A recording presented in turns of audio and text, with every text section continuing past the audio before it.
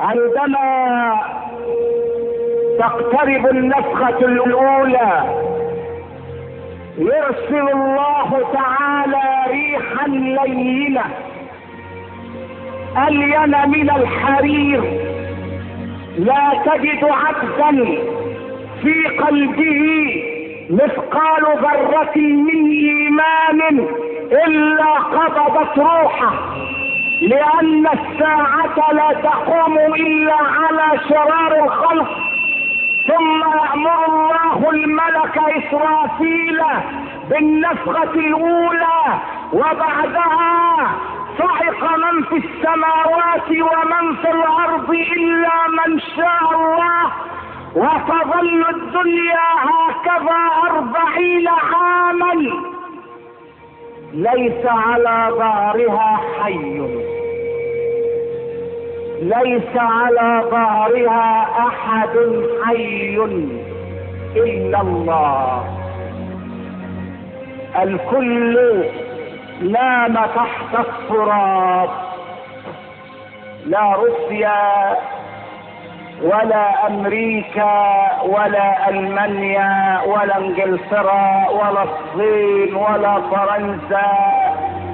ويسألونك عن الجبال فقل ينسفها ربي نسفا فيذرها قاعا صفصفا لا ترى فيها عوجا ولا أمتا.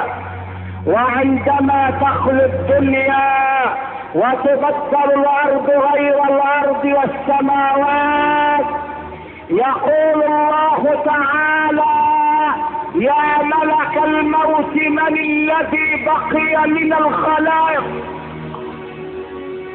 الإنس ماتوا والجن ماتوا والملائكة ماتت.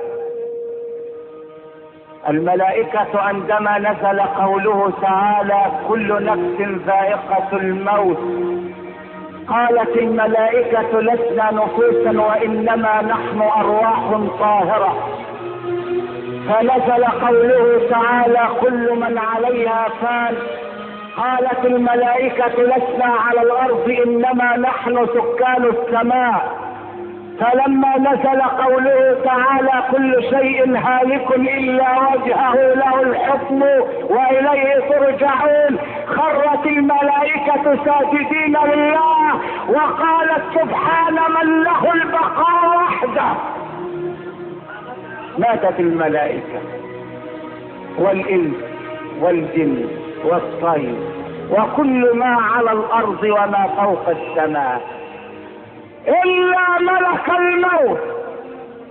يسأله الله: من بقي من الخلائق يا ملك الموت؟ يقول: إلهي لم يبق إلا جبريل وإسرافيل وعبدك الماثل الآن بين يديك. فيقول له الله: اقبض روح جبريل يا ملك الموت. فيقبض روح جبريل. من بقي؟ يقول: ميكائيل وإسرافيل وأنا العبد الذليل بين يديك. اقبض روح ميكائيل يا ملك الموت. فيقبضها. اقبض روح إسرافيل يا ملك الموت. فيقبضها. ثم يسأله الجبار جل جلاله: من بقي من الخلائق يا ملك الموت؟ فيقول: لم يبق إلا أنا العبد الذليل بين يديك. فيقول له الله: مت يا ملك الموت، موت يا ملك الموت. فيموت ملك الموت. وعندما يشعر بسكرات الموت يقول: وعزتك وجلالك لو كنت أعلم أن سكرات الموت شديدة هكذا لخلقت منك أن تعافيني من قبض أرواح العباد.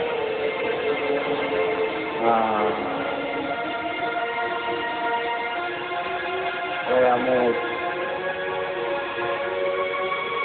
ويموت يموت ملك.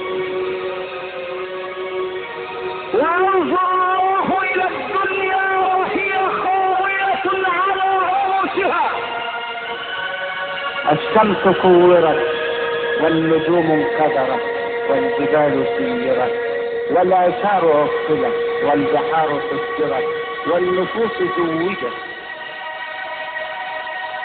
السماء كشفت، الجنة أزلفت، الجحيم سعرت. ينظر ربك إلى الدنيا وهي خالية فيقول يا دنيا أين أنهارك؟ أين أشجارك؟ أين بحارك؟ أين قصورك؟ أين الملوك؟ أين الملوك؟ أين أبناء الملوك؟ أين الجبابرة؟ أين أبناء الجبابرة؟ أين الذين عاشوا في خيري وعبدوا غيري؟ لمن الملك اليوم؟ لمن الملك اليوم؟